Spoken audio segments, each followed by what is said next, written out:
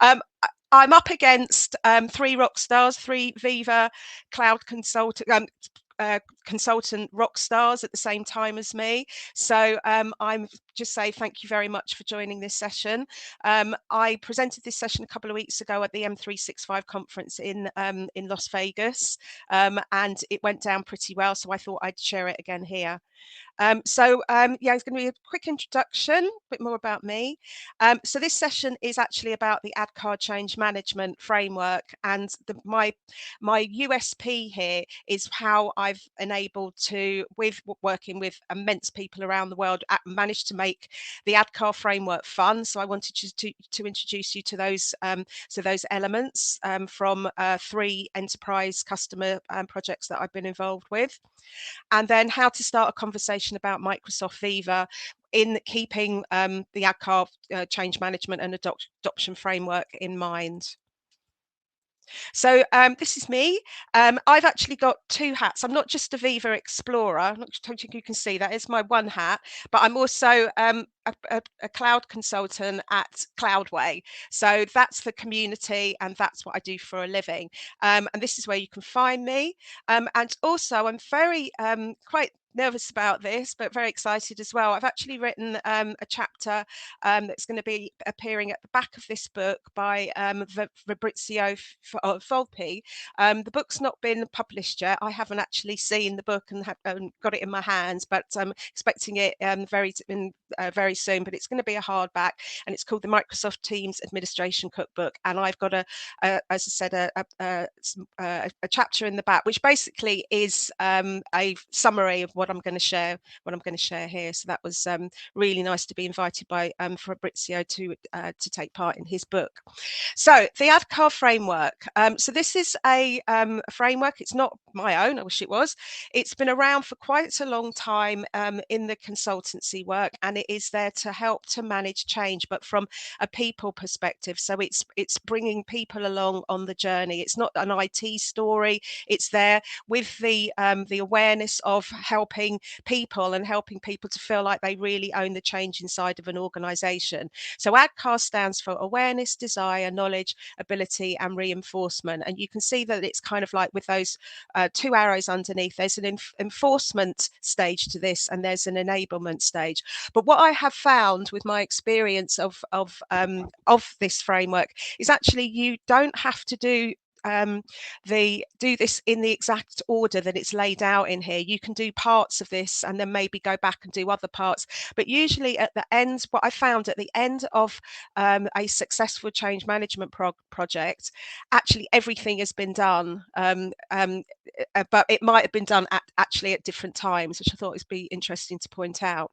So yeah, it's quite a hefty framework, but I want to turn that frown upside down. And as I said, I want to explain this in relation to Viva, because it's there's quite a lot of change going on within implementing and adopting Viva. So I just want to kind of point a few things out to you.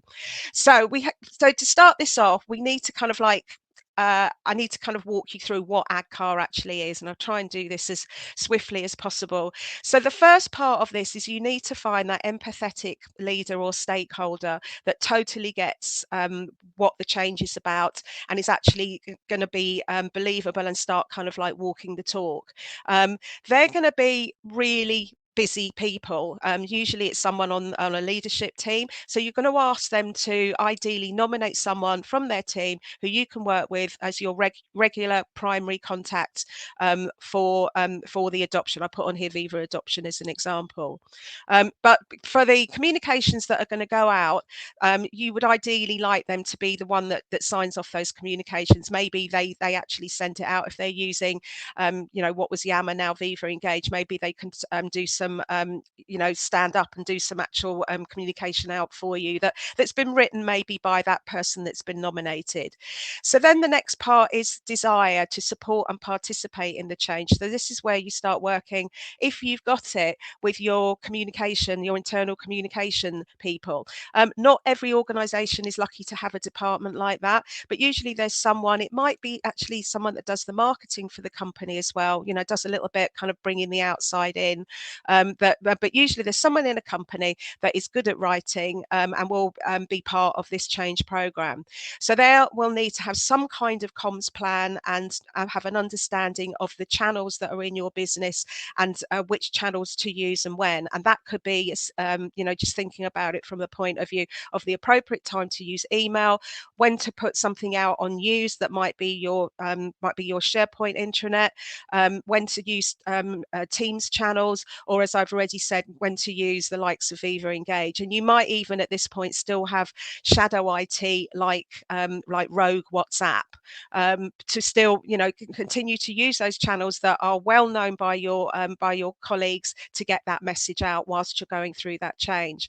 Another useful thing to do here excuse me, is persona profiling. And from those you can, once you've done persona profiling, you can create storyboards.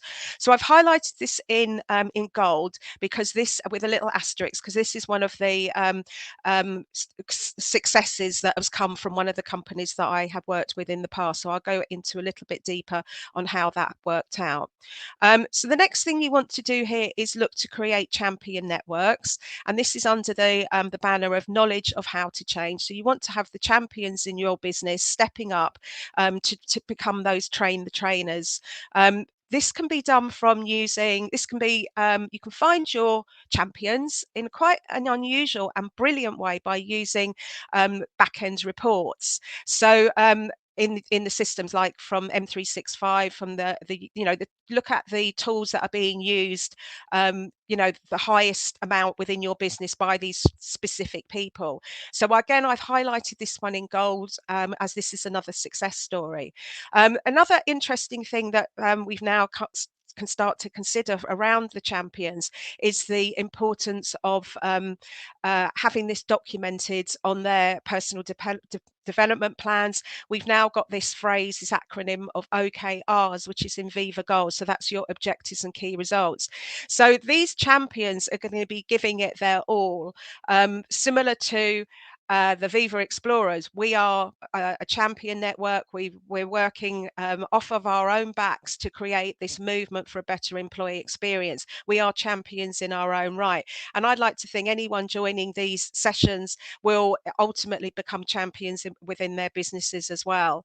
So yeah, you want to kind of like get recognized that the extra effort you're putting in. So you need to tell your manager, or your manager needs to be aware that you're giving 110%, and it would be nice to be recognized for that in the work that you are measured on at the end of the year, even if it is in the community and you're doing it by volunteering. So the next part of ADKAR is the enablement part of it. So you've kind of like, I've gone back here, I've set the scene. You've got your stakeholder, you've got the person who is your go-to person, you've got a communication and plan that's got how you're going to communicate and when and which channels. You've got a champion network that are all set up, that are already using the tools. But now we go into kind of like making this go wide and deep into your organization. And this is what ADKAR calls framework, and the ability to implement desired skills and behavior. And under here, we've got the training. And this is, you want to design training to suit all roles. Don't leave anyone out just because they work, on the front line. This is not just about training people that are office based. And you want to, once you've got that training in place, you want to continuously improve the training. And it's a good idea to, once you start that training program off initially, it's a good idea to, after each session, send out a quick feedback form. Use Microsoft Forms, so quick to whiz up, and then you get an idea if your training is landing, really landing well, and then you can tweak the training early on and continuously improve it. And then we get to kind of like towards the end of this cycle, you want your champions to capture success stories. And this is where you get this element of measure coming in. And it's not just about, and you can measure, I think I've got an arrow here. Yeah, so I've got an arrow here where it reports, where it links back to the usage reports, because ultimately you want to see, an increase in the the tools of, we're talking about here Microsoft 365 tools, we're talking about Viva. You want to see an increase in those tools, and you want to see kind of like a decrease ultimately in the use of email that's flying around the organization. You want to see that your employees are becoming more collaborative and hopefully actually more productive as well.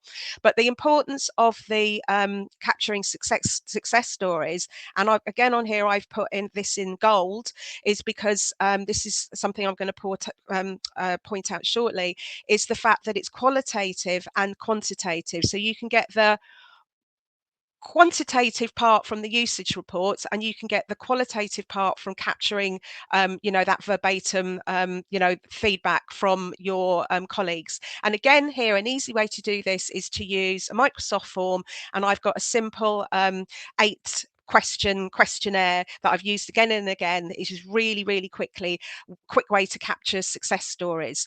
So once you've got those success stories, you want to get them shared in your organization. And a quick way and a nice way to do that is, if you've got Viva Engage, Yammer, ask those champions to write up their story themselves. You can help them if you work in comms to fine tune it, or even use Chat GPT, Bing AI to craft those stories, to give you that help to smooth it out a little bit, because it's just a really fast way to take the drudgery out of writing now.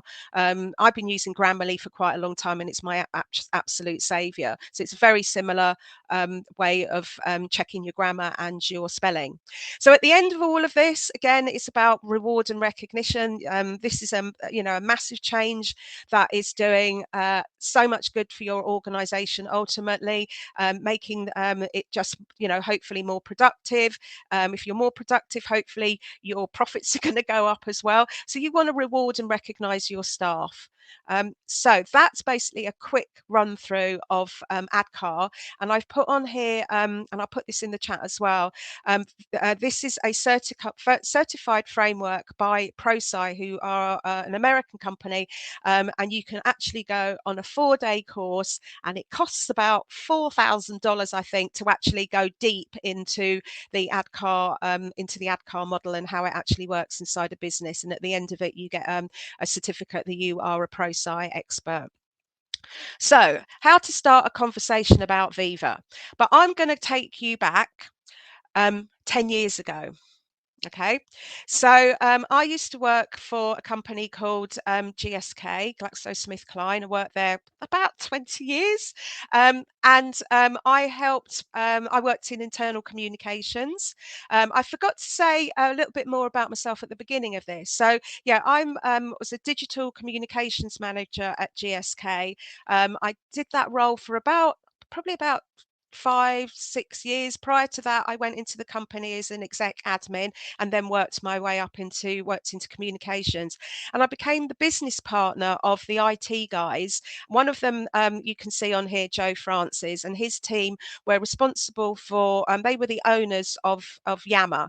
So this goes back, as you can see, 10 years ago to 2013, and the team that I was working closely with was another guy there, Matt Bartow, and I think there were kind of like a guy in Europe, and yeah, I think there was guy in Asia Pacific as well. So it was just a small team of us in the company that had well over, I think that number was actually higher. Slowly but surely, over the space of about 2 years, we ended up making Yammer a huge success at the organization. And the adoption training that was deployed for this groundbreaking program, because at the time it was groundbreaking, was that we ran road shows, and we gave out Yammer swag that was given to us by Yammer, that hadn't yet been acquired by Microsoft. So it was the Yammer team, and they were based in Seattle and in the office in Shoreditch in London that I visited many times. Great bunch of people, customer success managers that eventually many of them eventually went on to work for Microsoft. We ran many team briefings where I would go along to communication teams, because there was probably about 20 of them across the business in GSK, and the IT guys created these one-page guides as well. But the other thing here, ultimately, that we did was capturing success stories around the business. So just to step back a second here, I just want to point out two really nice quotes. That a study found that happiness led to a 12% spike in productivity. So this is Professor Andrew Oswald's quote. And then we've got here Sean Anker from the Happiness Advantage book. Happy employees tend to be more creative and better at solving problems. So as a result, this is what we did at GSK to kind of like kick off the bringing in the fun element and making it feel like the Yammer network was owned by the staff, not by corporate comms or by IT. So we kind of like let free rein to this user-generated fun video that was quite groundbreaking. And I'm hopefully going to play this, and hopefully you're going to hear it. I just want to point out on here as well, before I forget, this little video, and it's only like 30 seconds long. It was so delighted the company internally. It was never let loose externally because it's a bit tongue-in-cheek and a bit cheeky. It was so loved that our colleagues in GSK Japan, in Tokyo, they actually added Japanese subtitles to it. So I'm just going to, hopefully it's going to work when I play it. I sometimes do it before a meeting. We do it together on the street. I do it every day because I don't want to miss out. I do it on the bus and no one knows I'm doing it. I do it because it's a great source of knowledge. We do it with other cyclists.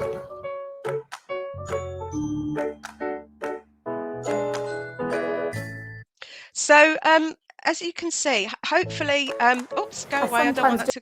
Right. So did you hear that? Can you, Simon, did that work?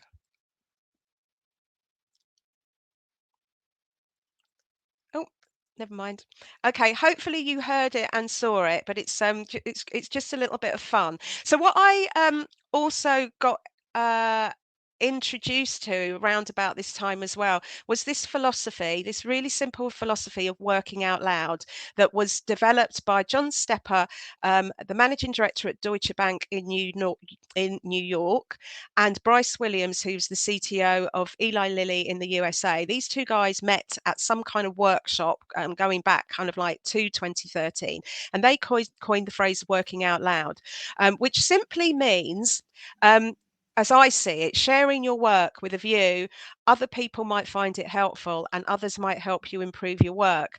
And I've always introduced this to any engagement that I work on, any workshop that I facilitate, and it's kind of kept me good to get me on the road to the MVP program, which I've now been in 7 years.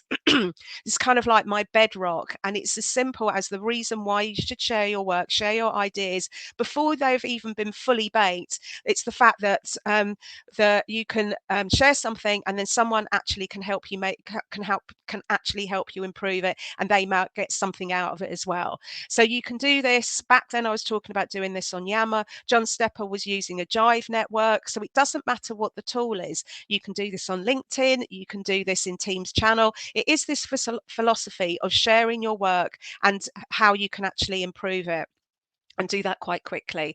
There's another little model here from a change management consultant, very well known, Simon Terry, and this is his version of working out loud and the value it creates to a business. You're connecting, you're sharing, you're solving, and you're creating innovation within your business. And many organizations have picked this up around the world, particularly actually organizations in Germany, because John worked for Deutsche Bank, and it was really helpful to get the use of Yammer working at some really big German companies. And you can look this up. Google, I always say Google Images, put in there working out loud or work out loud, and you'll see so many companies where they've made this their own little versions of this and had it drawn out, and they've referred to this using a hashtag within their organizations. Just search the hashtag on Twitter or LinkedIn and you will find hundreds of posts about working out loud over the last 10 years. This is my version of it. I created these, what I called the many hats of change champions. I also called it the six Yama hats. I based the idea of this on Edward de Bono's 6 strategic thinking hats. I'll let you look that up yourself, where he had 6 top hats in different colors that people then, if they're in a meeting and you want to focus on, maybe you're organizing an event and you want to focus on the finances for the budget for that particular event, you may put on the black hat because you're going to be really serious where you're focused on the budget. Then you want to talk about maybe the social side of that event or that conference, so you put on your yellow hat together where you can really focus for 5 minutes and think about fun stuff. I took that idea of hats and the fact that when you are working out loud and you are sharing your work, it might, as I said, you might be in Teams channels, you might be in Viva Engage, you are pivoting from these different roles. So one moment you could be an astronaut where you're sharing something you're working on. You could be a detective where you're capturing the voice of employees, like you capture voice of the customer in marketing, doing a bit of research. You might be putting polls out there. You might be a reporter. Everyone can be a reporter these days because you've got great phones with cameras on them. You can put those user-generated content, like we created that video at GSK and allowed that to go out virally. Or you could be you could create a story that might end up on your company intranet. Again, you could be this idea of a surveyor within the organization. I like to think everyone's a head of state. You can use likes to like people's posts, which is really important to react to people's posts, because the worst thing you could do on your network is just ignore what someone has said, because then it's like no one's heard them. So originally when I created this model, you could just like as a reaction, but now you've got all kinds of reactions that you can use on a post. So we can all be head of state like the Queen here. And then, you're at work a long time. It's fine to have fun at work. So have fun with a purpose, get involved with charity events, support your colleagues. Often companies have matching programs. If you have people donating to your event, the company often matches what you are I can't remember the word, what you are what you are gathering together for a particular charity. So that I've written blogs about this many times over the years. I've changed the version as time's gone on, but there's a link here to 6 Yama hats as well, which I can put in the link after the session. So I like to think now that for Viva Engage, you've got Viva Engagers. So that's Edward de Bono's 6 thinking hats. And I came across this model during getting training at GSK around operational excellence, Lean Sigma, Six Sigma. And that's about cutting out wasteful ways of working in your business and on your production lines in manufacturing. That's what this Six Sigma has been designed for production lines. But what it shouted out to me was that wasteful ways of working at work is using email, where you could be working more collaboratively and ultimately be more productive. So this is where at GSK we started to capture the success stories that are really popular. So I created this, what I call triple Q format. So it's qualitative, quantitative, and a quote. So this is, I like to think it's ask these questions. So you can recreate this story format, which is so easy, in a Microsoft form, and then send it out to your champions to fill out. So what was the problem you were trying to fix? Why was it important to fix it? What strategy or project did this feature or tool align to? Which of your cultural behaviors and values did this feature tool nurture? How would you have previously fixed it without this tool? What did your what did this do that wasn't possible before, and how quickly? What were the benefits to the staff, to you, to the organization? How many people are involved in this effort? Where are they based? And what you want to get, if this went really well, is a quote by a leader involved in this successful change, which is the golden part of this. So just wanted to point out, there's a Microsoft partner that this is what they do all the time. This is their business. It's called Swoop Analytics, and you can go on there and you can find some great stories about the success of Microsoft Teams. What was Yammer is now they've rebranded on their Viva Engage. They've got hundreds of stories from probably the last 10 years. And then, of course, also Microsoft captures success stories as well. And the purpose of these stories is that you go in there, look up, if you're new to launching a product, a part of your change, go in there, have a look, see if there's any stories that are similar to your sector, look up your competitors to see if they've actually had success in what you're trying to do, particularly in the really highly regulated industries like pharma and financing, where people think, oh, you can't do this in healthcare. But usually every sector now has actually managed to bring in collaboration, and they've had success stories. So what you want to do is find those internal stories, share them in your network with your colleagues, but also find these external stories as well, and dangle those carrots to make your staff, give them ideas on steal ideas of how other companies do it, but also make put that element of competitiveness in there as well, and also that you don't want to start being left behind on new ways of working. So what we did at GSK when we reached 60,000 and got way past tipping point is that we published success stories. And this is what it looked like on the company intranet. So we found 10 success stories, and they were by Yammer ambassadors, as we called them within the company. Yeah, so this is on here. You can see some of the verbiage that was written up by the communications people. It might have even been written by me. It was so long ago.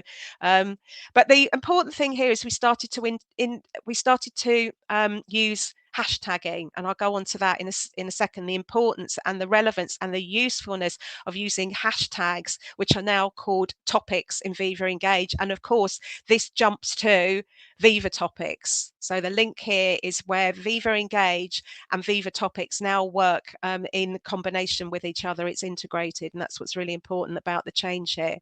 So what I was doing here is that I started to introduce topics to the Yammer network, and this is going back on here. What was the date on here? Is there a date on here? Can't see it now. Oh, there it is. The date on here is 2014.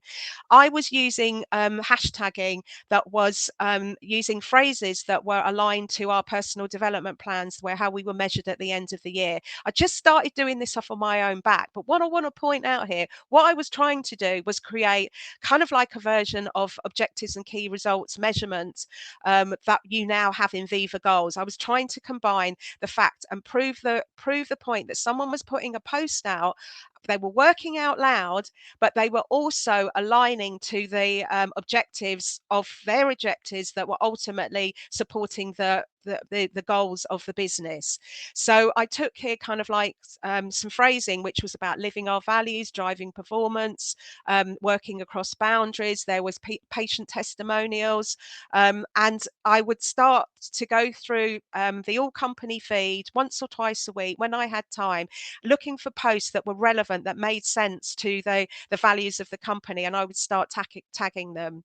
And I tried to make that kind of like to go viral, and people started to do it, but then I ended up leaving the company because I wanted to help other companies on how to use Yammer and help build those networks. But ultimately, I'm so delighted that what I was trying to do was eventually come out in a slightly different way, and it's now kind of like Viva Goals and Viva Topics.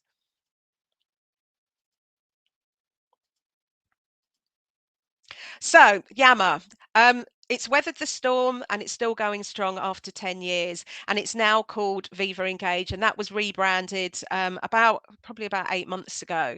And I've already mentioned on here the relevance of using hashtags, and the way I think my next, because I can't see what my next build is, but we now have something in Viva Engage called Answers in Viva.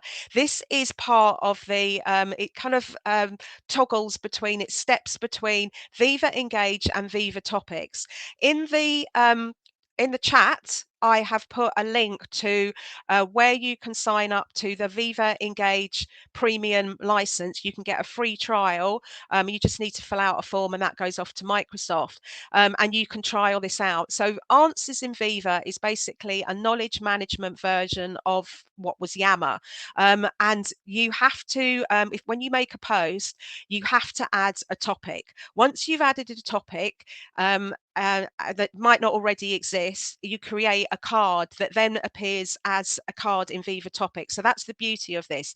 So going forward, if you don't want to start using Viva Topics inside your organization, I highly recommend that you start looking at Answers in Viva, or simply when you're using Viva Engage, add a topic, because those topics will now be part of Viva Topics as and when you might be using them as a company, maybe in months and years to come. It's kind of like paying it forward, and it costs you nothing at this time because it's part of your E3 license to use it in Viva Engage. So have a look at that. I think I've got yes. So the way to do this, if you've never added a topic before, it's in the same menu. I've done the version here of how you would see this from your phone, but if you do this from Viva Engage Yammer, the same way that you would add a stupid useless GIF, you can now add a topic which is just to the right of the GIF as you see it on the screen from the desktop version, and that's where you can add a topic. And I think I've got a little box around there, so maybe have an experiment with that, because this is really useful going forward to help curate and surface knowledge and conversation and more tacit knowledge within the business. So have a look at that. So that was the first success story, and that was around again looking at the ADKAR framework of the importance of capturing and working out loud and capturing success stories going forward, and kind of like creating that celebration around something's really worked. You're changing the culture of your business really fast using the champions in your business, but you're also creating that edge of competitiveness that another part of the business might think this is not for us, but they put those stories out there and show how this is making a difference in your part of the organization. So we're going to move on now to that was the private sector, that was pharmaceutical and healthcare. We're now going to look at the public sector in the UK and a project that I worked on with the NHS in 2019, so just before the pandemic. And we're looking at here at NHS Bury up in Manchester, and the focus here was 20 local GP practices, and I worked on this particular engagement with a chap called Mike Coleshaw, who was the Chief Technology Officer at NHS Bury. He actually left that role after the engagement closed, and he ended up working with me because we enjoyed working together so much, and what he learned from actually rolling out teams at NHS Bury, and he actually is out there now as a consultant himself. But what was great about Mike is how he described himself to his colleagues in the NHS. He described himself as a digital drug dealer, because he was saying to his colleagues, try a bit of OneNote, try a bit of Teams, try a bit of whiteboards in your meetings, give it a go. And it was just so comical that he used that phrase, but equally, it's kind of like a bit negative connotations in the NHS, but I think, you can see that it's quite a fun thing to do. And this is where I kind of love working in change management, because it's that sparking those ideas and that fun element of how you can bring the tools to the staff in a really down to earth fun way and make it feel like it's their ideas. So yeah, me and Mike worked together and we created the Manchester Bee Champions. We called them, they decided amongst themselves to call their program, call themselves the Bees, because the bee is the icon of Manchester.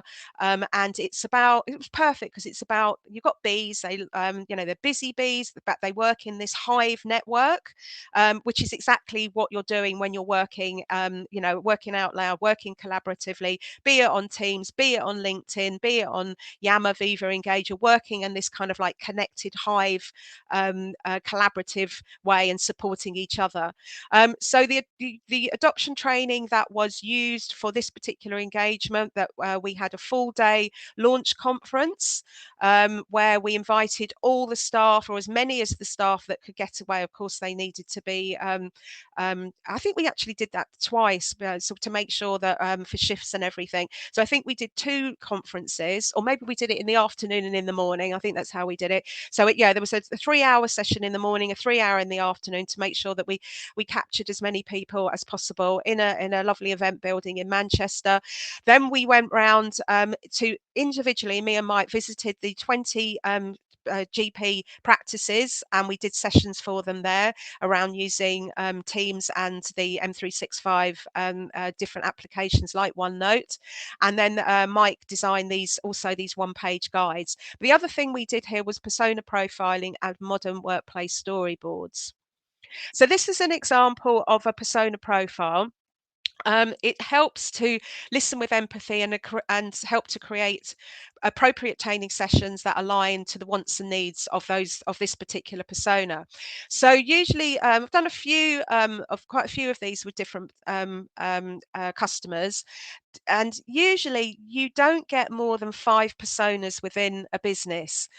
So what we're looking at here is similar ways of working, so that we can then, once we've heard of what their frustrations and challenges are, that we can then map it out to creating a storyboard, which I'll show you in storyboards in a second, that will then map to a modern way of working. It will also highlight what tools they could be using to get over those frustrations and challenges. We can also then work out for that particular persona the types of training that we can offer them, and also the types of licensing that they might need. So here we've got an example of a practice director. So Joanne is basically running the practice. She's not a GP, but she's there as a support role, but she's quite high level. So she's management. So it looks on here, she's got her wants. So it's kind of like, and we've got on here in that blue box on the right, the challenges that Joanne is experiencing. These are fictitious personas, where there was no one called Joanne in the research side of this. We've just kind of like lumped together everything that we heard, and we've worked out what training would be appropriate for this particular type of role, and also which license as well. So we identified some business analysts, so they're going to need a different kind of license against Joanne. We've also got, if you think about this, you're going to have frontline staff that that are more working with the patients that are coming in, so they're going to need to have be given a different kind of perhaps training that might be more appropriate to them because they're on shifts excuse me, against kind of like people that are in the support functions. So that's what's helpful about doing these kind of storyboards and persona profiling. And this is an example of a storyboard, which is telling the story using the persona. Here we've got Joanne, and it walks through in the direction of left to right, then down, and then right to left of how we are now helping Joanne to get a particular frustrating process done using, here she's got Teams chat Teams meetings, and she used a shared how to share a document properly in the right way using a Teams meeting, and the collaboration that goes around by sharing that document properly in one version of truth. So we took this to another level, me and Mike, with feedback, and we actually created, just for fun and for posters and things, the Anatomy of a Modern Workplace by Adam Ribb, who worked at the Garden of Eden Hospital. And this is where we took the anatomy of a body and reflected that back for kind of like ways of working using the different tools that are down here below. And this is what I love doing, getting inside an organization really quickly. I've done all of that research where I've heard back from staff, usually using I used to do in a way where we used to do focus groups, but they can take quite a long time and you have to do quite a lot of note taking. But I now would do this quite quick and dirty using a Microsoft form and asking a load of questions. You might want to send that out to about 10%, or depending on the size of the business, make sure that you cover every role and you get back a load of information really quickly that you can then download into an Excel spreadsheet, and you can kind of like crunch that data quite quickly. But this was an idea of using that idea of persona profiling and making it fed back to the organization in something that was meaningful for them and fun for them. So this is why we've used the anatomy of the body for the NHS. So stepping on into, again, this is public sector. So this was during the pandemic. I've now changed to another Microsoft partner to help them with this particular change management program. This was bringing in, this was decommissioning Skype. They were going through that just before the pandemic hit anyway, and they were now switching them over to Teams. But suddenly they had 100,000 staff right across the UK that were frontline, that was supporting the benefit system in the UK. Everyone was now working from home, but Teams was still pretty new. They'd only had it for about 3 months, and then suddenly it was this realization that people really needed to start getting their head around it. So we needed to create a massive training program.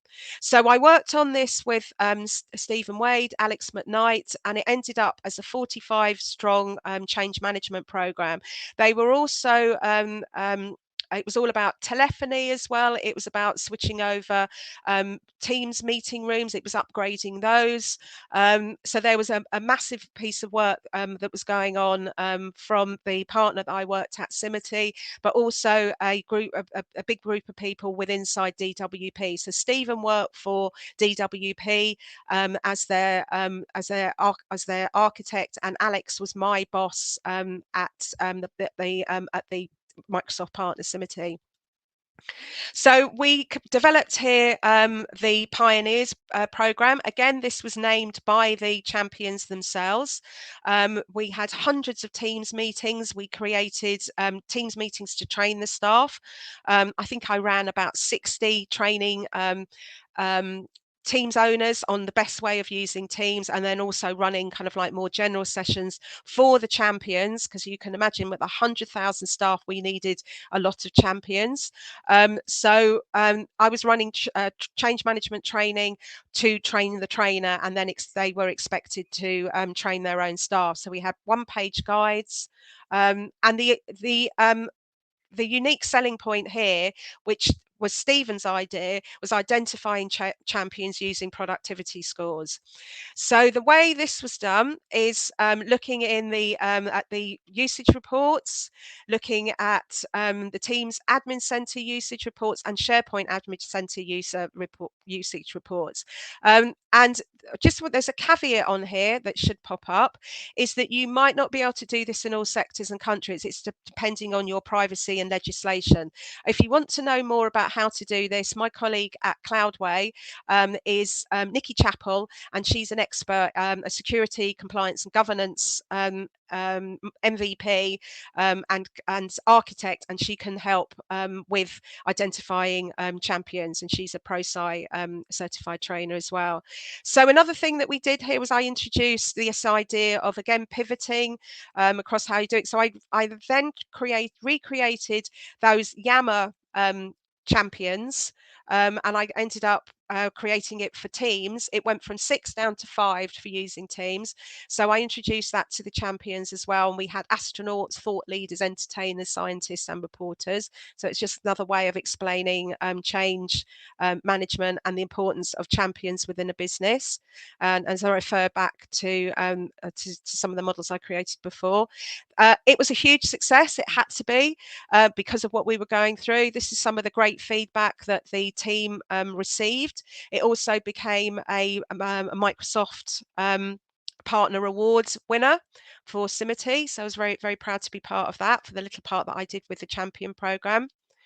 And then just stepping back, coming to the close of this presentation, just want to remind you that, yeah, ADKAR, it's got a long shelf life that spans 10 years. So everything that I have shared is still relevant and useful and can be copied and stolen to be used inside other organizations, even kind of like the naming conventions as well, where you can't use the ambassadors anymore, but you can call your champions perhaps Viva Engagers. managers.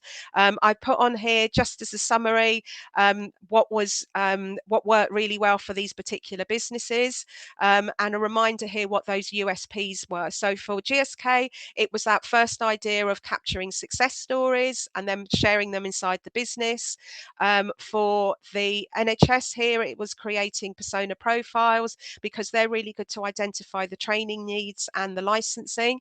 And then for the pioneers at DWP, it's this a brilliant idea of identifying champions using productivity schools. Rather than just expecting people to volunteer, you identify who is already using the tools really well. And because at DWP, they'd already switched on and deployed teams to, I think it was to the corporate functions, and that was about 30,000 people.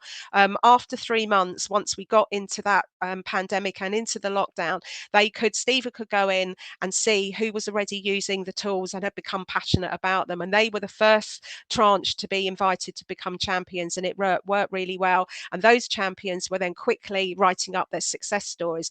By the time I got to the close of that particular engagement and I left there, 30 success stories had been written, and we also did some persona profiling as well within that business, which they found helpful to identify the training needs. So as you can see here, as I said at the beginning, with the ADKAR framework, you don't have to do this in the specific order that it's laid out. It's just kind of like a model. You could do some of this, you could do some of that, but then it helps you to look back of, actually, we haven't done this bit, we might want to do that maybe in phase 2, go back and see what we can do to improve on the change that's going on. So just wanted to point out there that the ambassadors was about the change that was going on to deploy and adopt Yammer, and then the other 2 were predominantly about bringing teams into their business as well. So yeah, champions. I am a super champion. As Simon said at the beginning of this, I've helped to found the Viva Explorers. It started out with just me and Sarah Fenner about 18 months ago, and there's now over 100 of us around the world, and many of them are presenting from sunset to sundown to sunset around the world today. So I'm not sure how many sessions, but I'm really proud that it's taken on such another life. And yeah, it's just been amazing, the energy that is around Viva Explorers. So yeah, Viva is this framework, and you're going to be hearing about it over and seeing this framework over and over again today. But what I want to point out, in line with ADKAR, is that you're going to need different types of champions depending on the different themes of Viva. So I think you might have heard by now that you've got there's 4 themes in Viva, and you've got connections, which is taking in the immense framework and the features of SharePoint. So if you want to be rolling out connections with Viva Engage, you're going to need SharePoint expertise. You're going to have people within your business that have got collaboration confidence. So they're going to be your ultimate champions, and you're going to need some internal communication professionals.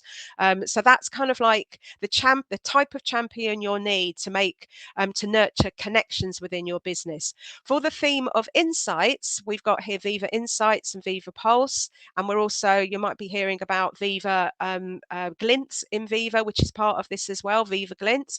So this is really focused on, you're going to need champions within your business that are managers that run teams. You're going to need here leadership empathy, and my boss at the moment, Stolla Hansen, is talking about this right now as a digital wellbeing coach, and this is focused on the HR professionals, where Viva Connections is a real focus for IC professionals. And then we're going to look at in the business, we're hearing a lot about Viva Goals. This is the championship around senior leaders. They've got to own Viva Goals. They've got to write those OKRs. And this again is a real support for HR professionals around setting out, who manage, our personal development plans and the new hire process. And then we've also got the theme of growth with Viva Topics and Viva Learning. And the important champions here will be subject matter experts, search experts from SharePoint. You might have librarians in your business. And again, this is a real tick box for HR professionals. And then you've got the role-based experience. And at the moment, the only one that sits in there is Viva Sales, which is very much focused on the back end of that is Dynamics 365 and the product of Salesforce customer relationship management, CRM. And this is a customer facing role. So these are the sales people in the business, or anyone that is dealing with bringing in, in a smaller business, any role that's built that is customer facing, that is trying to find new opportunities for a business. You might find Viva Sales using. So that's real customer facing. So this is what you're looking at with building champion networks within the Viva framework. It's not one particular role. And that's where, again, you can look back at the ADKAR change framework for each of these different themes, depending on what you're trying to deploy within your business. So it's quite complex, but hopefully it helps you to give you a guide of, what you need for each of these themes to roll out successfully within your business. If you think about that, the idea of you're going to need some kind of senior stakeholder. If for all of these, you're going to need some kind of communication plan ultimately, and which channels you're going to talk about any of these on. You're going to need to have your champions, as I've laid out here, and also ultimately you want to have, of course, the fourth element of ADKAR is the training element, the training that needs to go on for staff to understand how these features work. And ultimately, you want to capture some success stories of how this has worked within your business. So that's how I see the kind of like the 4 or 5 different champions styles that you'll need to help roll out Viva you need to have different parts of the business being responsible for this. And I think that brings a close to so I have mentioned Copilot as part of this. I just want to point out that the way I see it, because Copilot will be touching everything in Microsoft 365. It's going to be touching everything in the near future. But I wanted to just point out what is already normalized in our consumer world, that we're not terrified of it, because a lot of organizations are feeling quite terrified, I think, around the fact of AI is going to just be totally out of control. But we've got Google Translate, which is a massive time saver to help us translate. It's a large language translation model that we've been using for quite a few years now, and it's absolutely brilliant to help that drudgery of trying to translate something. We've also got we've had translation in Yammer for a long time. That's how I used to communicate with my Japanese colleagues. We've got predictive text, which is absolutely brilliant. And we've got Grammarly for help with our grammar. We've got QR codes for a quick access to events and to restaurant menus and all sorts of things. So we've got RFID for helping for us to scan our shopping ourselves and check out faster. None of this is terrifying. We use Apple Pay. It's normalized. It's to help with those processes and those tasks which are clunky and cumbersome, and it's to help us get on with more interesting things in life. So this is what AI is about. This is what Copilot's about inside an organization. It's to help raise up information which is already accessible to us in our file managers, in our perhaps in our OneDrive, meeting conversations. It's things that are already there, that we are already aware, that we've already used in the past, but you might have forgotten about. It's there to help summarize what we work on.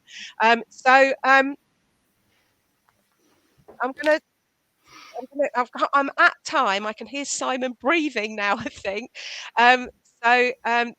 I put into the chat a link to Viva Engage Premium, where you can start to get a free trial around the new features that are in Viva Engage.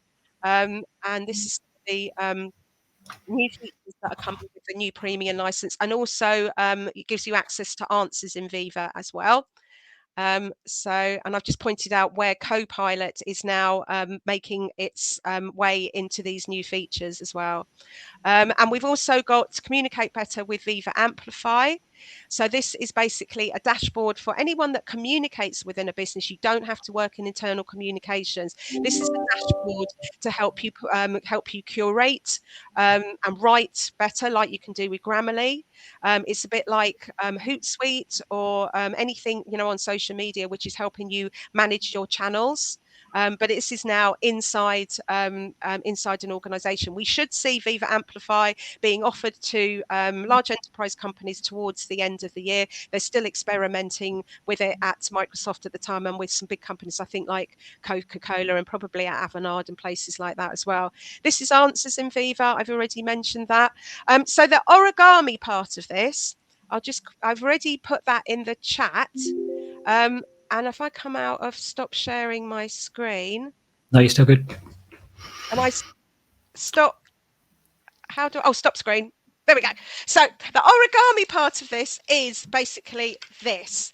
And I've put that in the chat of how you can use this. So it's basically taking the complex Viva framework, and I turned everything on there into this. It's the same thing, and it's basically this that we used to use as a kid. That's the 4 themes that are being talked about today in the 4 rooms that we have, which is connections, growth, insights, and purpose. And then if, for example, if I look at connections, open that up, in there you've got Viva Engage, Viva Amplify, Viva Connections, which as you delve down into that is Yammer and SharePoint Online. So you can discover more about that if you download the link in my blog.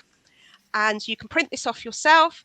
And then at the heart of all of this is discover Viva in the flow of your work on Teams. And just to point out that the governance and the compliance and the security is in the palm of your hand.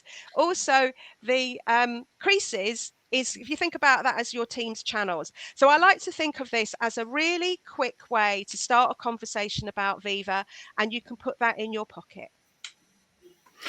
Fantastic. Thank you so much, Lesley. That was a great session. I love the idea of using the usage reports to find your digital champions as well. Yeah. So it's very really nice. cool. That was from Stephen Wade, who now works at Content and Cloud, yeah. Content and Cloud. Yeah, Yes. it's an architect there. So that's where I first heard about it. So it wasn't my idea, but yeah, it's really quick way of finding out who are your champions in your business without having to ask people to volunteer.